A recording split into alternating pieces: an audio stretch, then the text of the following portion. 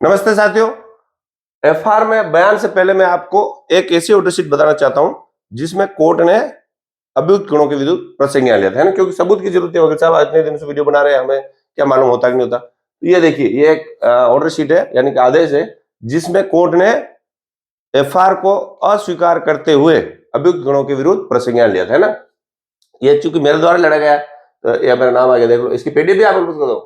अधिवक्ता मुकेश कुमार गोपाल उपस्थित, बस प्रसंज्ञान चुनी गई। ठीक है, ये पूरा हो गया। इसकी पीडीएफ आपको इस वीडियो के डिस्क्रिप्शन में मिल जाएगी। फिर क्या हुआ अंत में, देखो ये पूरी पढ़ना आप।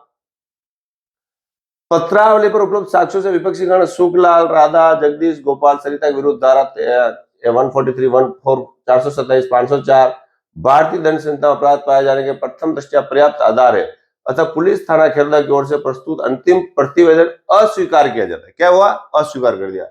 एवं परिवादी की ओर से प्रस्तुत प्रोटेस्ट प्रार्थना पत्र स्वीकार किया जाकर अभियुक्त गण, ये चारों के नाम आ गया, पुलिस थाना खेरौदा जिला उदयपुर के विरुद्ध धारा के अंदर प्रसंज्ञान लिया जाता है। तो ये प्रसंज्ञान लिया गया। इसमें क्या हुआ था? गवाह भी पेश किए थे। देखो मैं गवाह के बारे में, देखो इसमें गवाह के बारे में आपको ये बताना चाहता हूं। ये जो गवाह आपको दिख नहीं रहा, यहाँ लिख रखा है CW1, CW2, CW3, ये दिख रहा है ना, CW3, ये CW4, CW। इसमें क्या होता है कि PW, DW और CW कब लगता है? तो एफआर में CW होते हैं गवाह में ना। तो ये मैं इस ऑर्डर शीट के माध्यम से आपको समझाना चाहता हूँ कि कोर्ट से एफआर खुलती है, कई हजारों तादाद में भारत में रोज खुलती होगी ना। मैंने भी कई सारी एफआईआर खुलाई। अच्छा, आप ये पूछेंगे वकील साहब, आपने जो पेश की सारी एफआईआर खुली, यानी सारे में क्या प्रसंज्ञान लिया गया? तो ना जी, कई एफआईआर ऐसी है जिसमें कोर्ट ने, भले ही मैंने गवाह पेश किए, फिर भी उसने प्रसंज्ञान नहीं लिया। उसके कई कारण हो सकते हैं, कुछ मेरी गलतियां भी हो सकती है, और वही तो मैं बता रहा हूं, जो मैंने गलतियां की आपको नहीं करनी है, तभी तो आप उसमें एफआईआर में मास्टर बन पाएंगे ना। तो 20 सालों से जो मैंने गलतियां की, आप भी 20 साल तक गलतियां करोगे? नहीं सर। तो एफआईआर में गवाह कराने के बाद आप प्रसंज्ञान, यानी उस संबंधित व्यक्ति को मुलजिम बना सकते हो। ये ऑर्डर शीट से आपको विश्वास हो गया। अब चलो अपन बात करते हैं कि एफआईआर में अब तक जो अपने पढ़ा है, थाने से क्या रिपोर्ट आ गई? एफआईआर आ गई। वो एफआईआर कहां पेश हो गई? कोर्ट में पेश हो गई। आपने क्या बोला? कार्रवाई चाहता हूं। देखो, जिन्होंने पहले वीडियो नहीं देखा, पहले वाले वीडियो देख रहे हो, कार्रवाई चाहता हूं, यह हो गया। फिर आपने क्या पेश किया? सर हमने प्रोटेस्ट पेश की और गवाह लिस्ट पेश की, है ना। अब आज का वीडियो क्या है? गवाह पेश करने। आपको क्या पेश करना?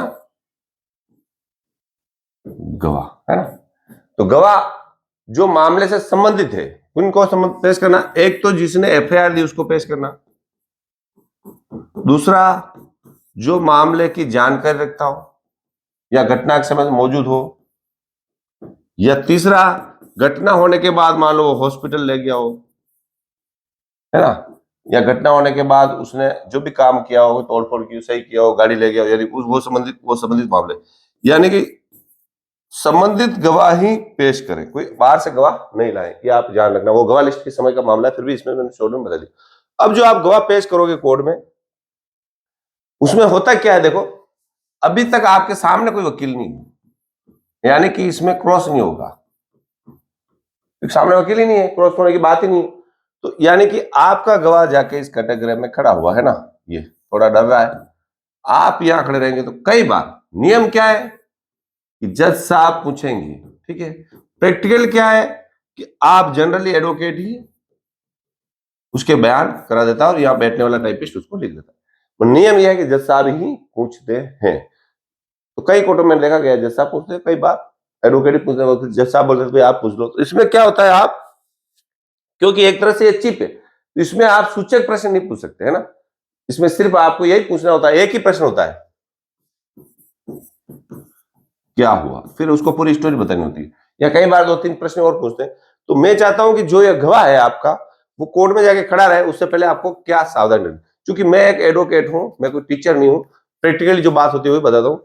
गवाह हमेशा अपने आप को बहुत होशियार और तेज समझता है, अरे नहीं मैं जानता हूँ, सब जानता हूँ, आपको कुछ बताने। फिर वहां जाके उसकी हवा निकल जाती है और फिर अपने को गुस्सा भी आता है, और फिर बाद में अपने 1-2 बार उसको कुछ कह देते हैं तो उसको लगता है वकील अच्छा नहीं है, और सारा मामला फिर जब एफआईआर स्वीकार नहीं होती है या स्वीकार हो जाती है, तो फिर अपने ऊपर नहीं यार वकील साहब अच्छे नहीं मिले, वो उसकी गलती को स्वीकार नहीं करेगा तो अपनी वकालत पे उसका असर पड़ता है, यार काम नहीं हुआ।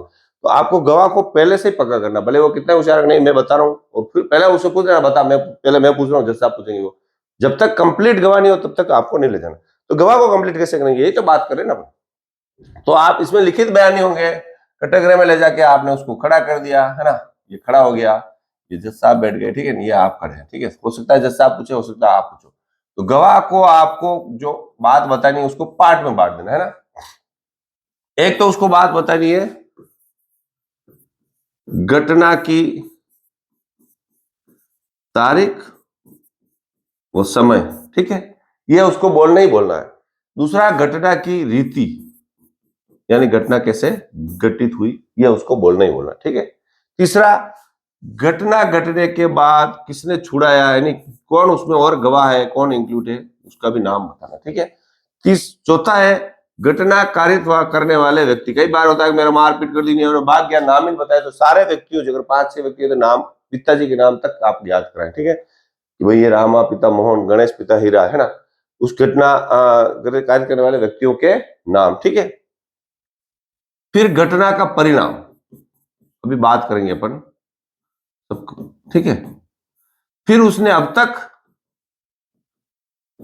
क्या किया, जैसे थाने में गया, रिपोर्ट दी कि नहीं दी, ठीक है ना, फिर क्या हुआ तो ये, यानी उसको अपने भाग में कितना बांट दिया, 1 2 3 4 5 और 6, यानी कि 6 भागों में आपको उस गवाह को अलग अलग बात समझानी है। ये तो कैसे समझाओगे, कुछ नहीं करना है। नए एडवोकेट हो अगर तो गवाह को 2 दिन 3 दिन पहले ऑफिस में, मैंने इससे पहले वीडियो बताया कि सारा काम गवाह के सामने करना, अकेले बैठ के रात भर जगने की जरूरत नहीं है। रात भर तो आप पढ़ाई करो, गवाह के सामने चल तेरी फाइल पढ़ते, ये करते, प्रश्न में लिखता हूँ, तेरे को याद करना, यानी उसके लगना चाहिए वकील साहब मेहनत कर रहे हैं।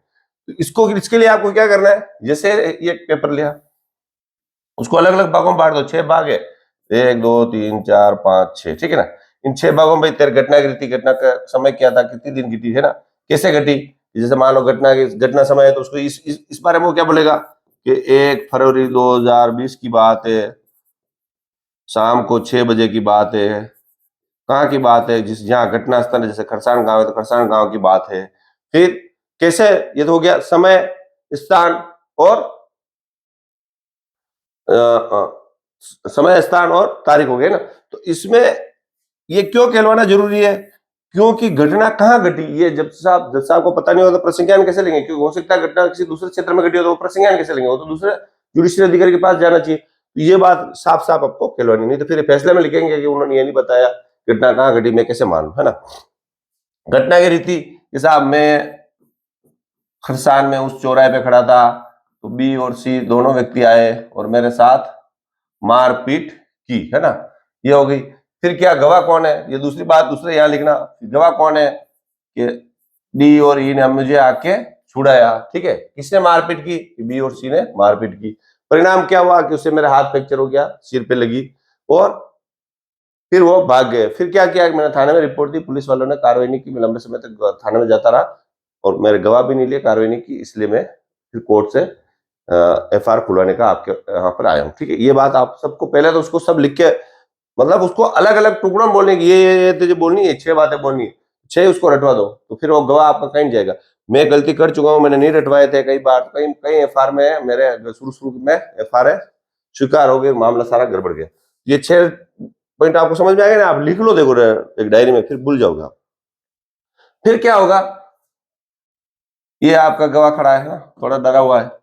अब जज साहब ने पूछा, उसने 6 बातें बता दी, तो जो टाइप वाला लिखता है उसमें क्या लिखता है, गवाह CW1, है ना, ये CW1 उसका नाम पिता आ जाएगा।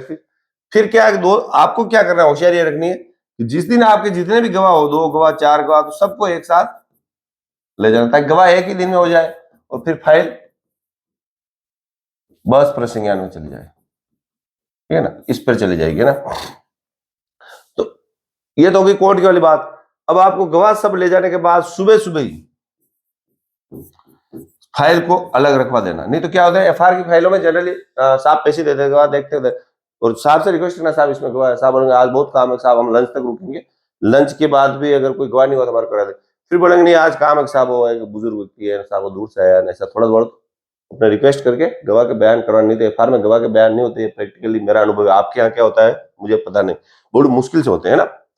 तो ऐसा करके आपको गवाह जितने भी है उनके गवाह के बयान आपको करवा देने चाहिए, फाइल को अलग रुकवा देना चाहिए, सब गवाह को आपको अच्छे से समझाना चाहिए। फिर सारे गवाह होने के बाद जैसा आप और कोई गवाह पेश करना चाहते हो कि नहीं, अगर नहीं हुए तो एक पेशी पे नहीं हुए, मान लो दूसरी और है दूसरी पेशी पे, इसमें कोई डॉक्यूमेंट प्रदर्शित नहीं होंगे। ये जो मामला है ना जिसमें आप गवाह करो साहब हमने रिपोर्ट भी दी, एफआईआर भी दी, मेडिकल भी है, ये भी है, तो आपके कोई डॉक्यूमेंट प्रदर्शित नहीं होंगे। ये आपकी गवाह वाली बात होगी। अब मान लो ऐसा कोई गवाह है जो जिसको आप बुला नहीं सकते, उसको क्या करना पड़ता है, उसके लिए आपको कोर्ट में एक प्रार्थना पत्र पेश करना पड़ता है।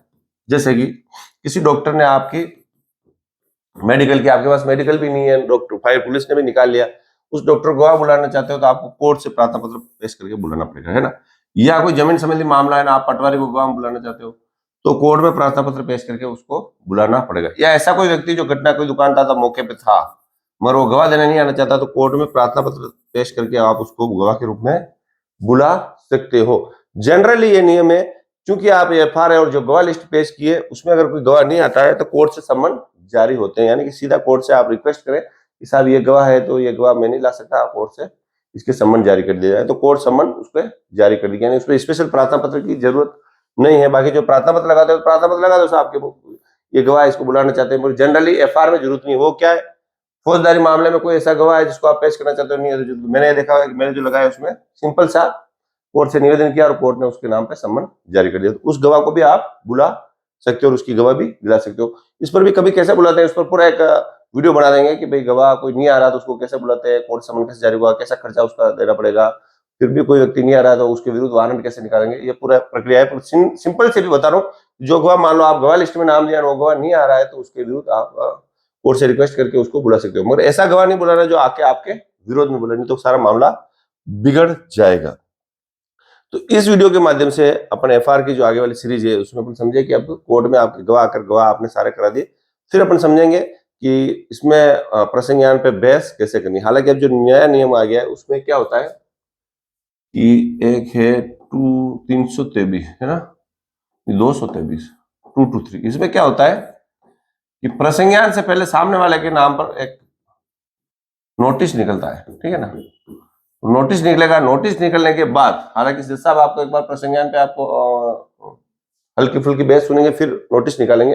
नोटिस निकालने के बाद फिर उसको तय होगा कि प्रसंज्ञान लेना है या नहीं है। तो ये नोटिस वाला वीडियो और हल्की फुल्की बहस वाला कैसे, और फिर जब वो सामने वाला आ गया है तब आप बहस कैसे करेंगे, इस पर एक पूरा अच्छा सा वीडियो बन जाएगा। तो मैं चाहता हूं कि आपको जो अभी मैंने पीडीएफ उपलब्ध कराई है उस पीडीएफ को आप प्रिंट निकलवा के अच्छे से पढ़े, अपने नोट्स बनाए और वीडियो को रेगुलर देखें, वीडियो को शेयर अवश्य करें।